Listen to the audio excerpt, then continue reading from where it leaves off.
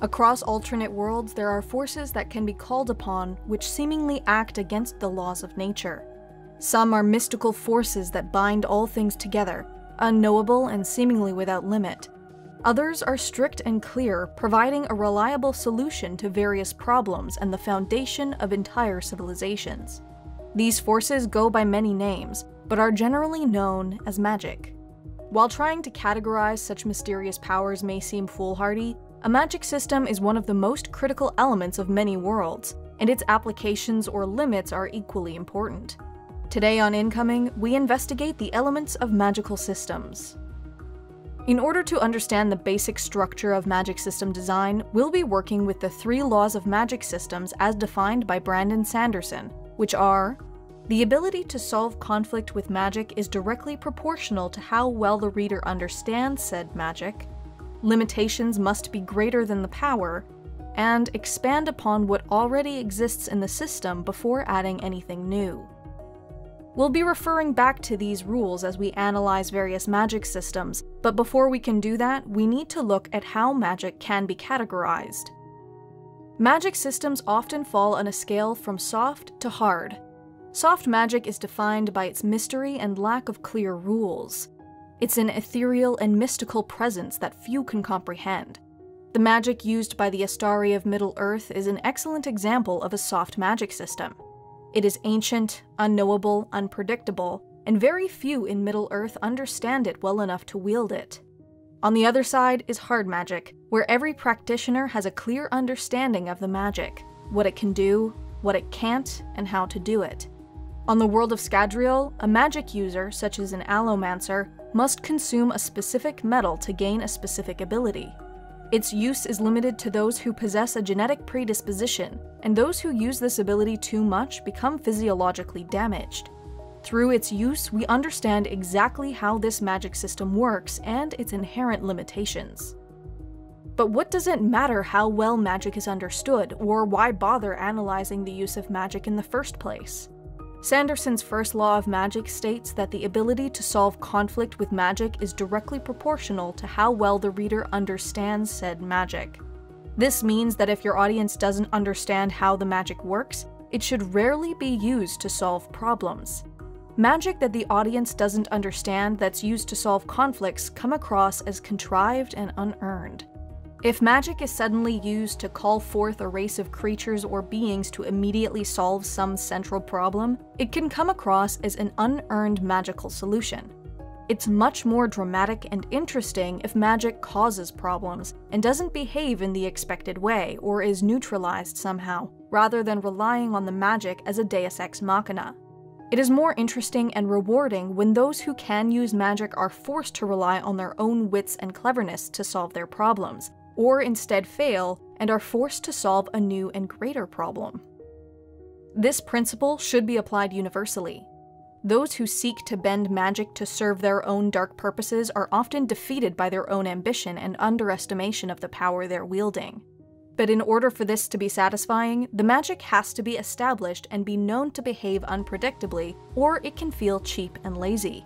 The Ark of the Covenant is rumored to contain the power of God, and any army that carries it before them would be invincible. We also know that the Ark is meant to be a tool against evil, not the means of world domination. When the Ark was opened and the Nazis were punished by its power and ultimately consumed by their greed, we are left feeling vindicated when their faces melt.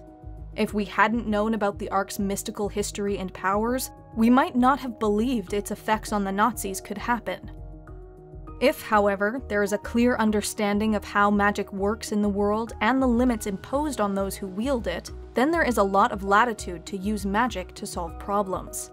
A solution based entirely on magic, but one that follows the rules of the magic system, ensures the application of that magic remains grounded, consistent, and plausible.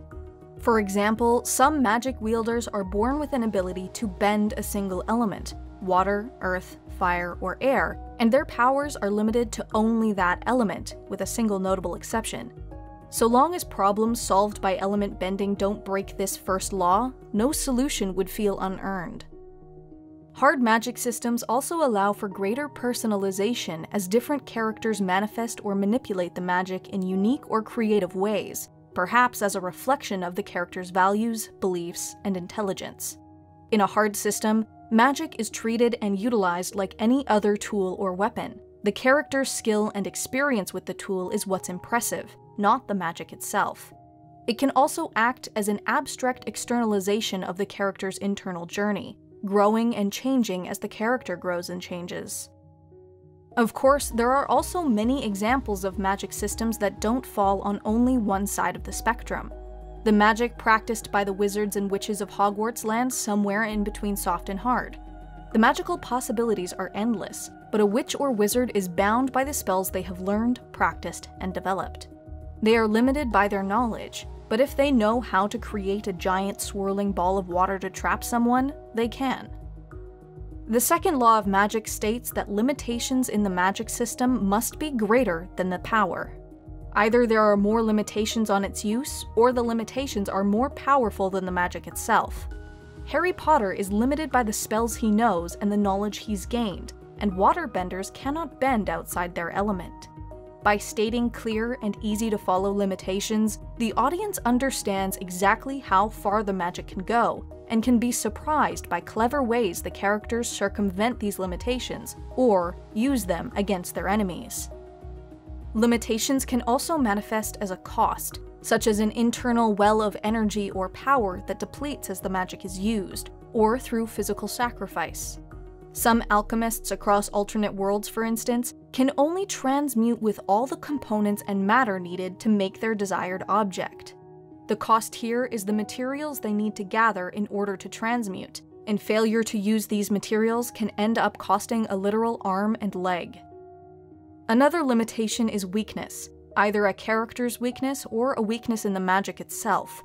This one is less common, but it can be an interesting way to build sympathy for a character, and allow the creator to really force the character to rely on their other skills and abilities. Superman is vulnerable to kryptonite, which takes away his abilities entirely, and we become invested, waiting to see how he solves this unique problem. Superman is a symbol of hope, not merely because of his powers, but because even when stripped of his superhuman abilities, he is able to solve problems through his diplomacy, charisma, compassion, and intelligence. Finally, if a magic wielder is going to develop a new ability, it should be a natural extension of a power they already possess. People build on their existing skills, and innovation is driven by what a person already understands.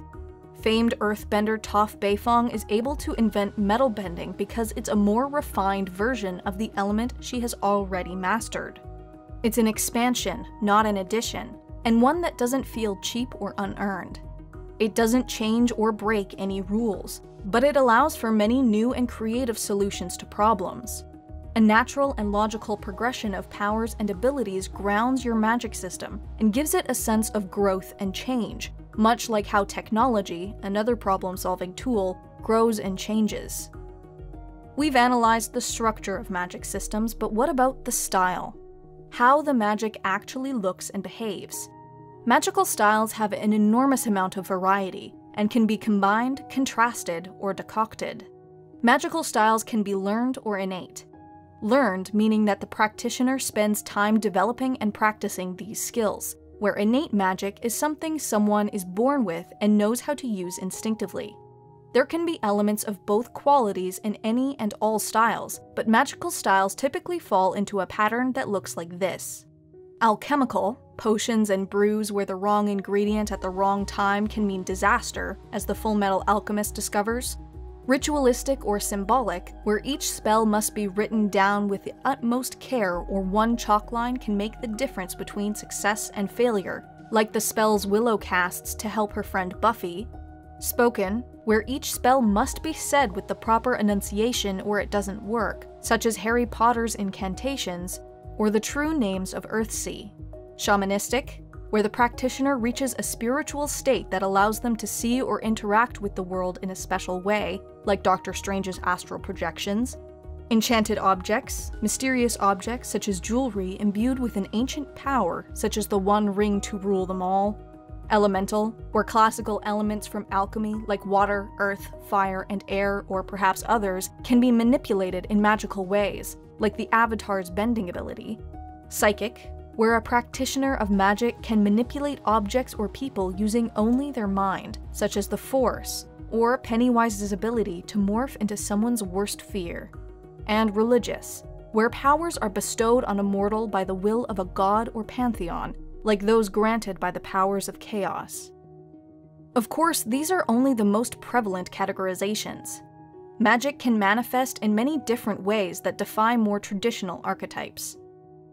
Magic also doesn't have to fall into only one style, and even within the same world.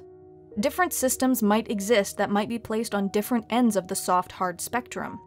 The warging abilities utilized by green seers and other followers of the old gods are well defined. We understand exactly what the capabilities and costs are. By contrast, the Red Priests of R'hllor practice a dark, sacrificial ritual magic that can be difficult even for them to fully understand, placing their abilities on the soft side of the scale. But how is magic integrated into the world? How common is it? Is it omnipresent like in the Earth Kingdom, or consigned to the mists of antiquity as in Westeros? Does it only manifest in magical creatures like Pokemon? How long does it take to master or learn?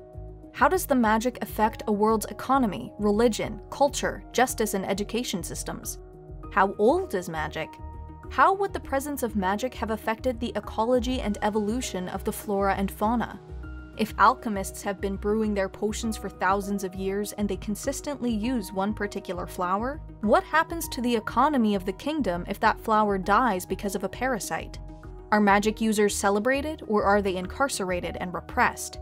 What happens with the absence of magic? If it were to suddenly disappear, how would society be affected? How would perception towards it change? These questions can start from the top down, asking the broader world-encompassing aspects like how the ecology of the kingdom would be affected by magic, or the bottom up, starting with the tiny details like how doors work in a society that can change the shape of Earth around them, or middle out, taking the elements that land somewhere in between, like how a magical school would work as an educational institution. Ways to approach answering these questions is best left to another incoming episode, but this should serve as enough of a baseline to build a plausible magic system. Figuring out where your system lands on the hard-soft scale, and which primary style you'll use can function as a framework for answering the big questions, which will give you the anatomy of your magic system and help you narrow down which existing systems you can use for inspiration. But naturally, all this is just my opinion, which means it's simultaneously irrefutable and dubious, fact and legend, both beyond question and yet malleable, known to all and yet none. But what do you think? Did I forget some critical examples of magical styles? Do you disagree with how a certain style was categorized? Is the real magic found in the smile of a child? Let me know in the comments below. If you're interested in the 3 laws of magic and would like to read the essays that inspired this episode, a link can be found in the description. Until next time, this has been Incoming. The Templin Institute investigates alternate worlds and realities.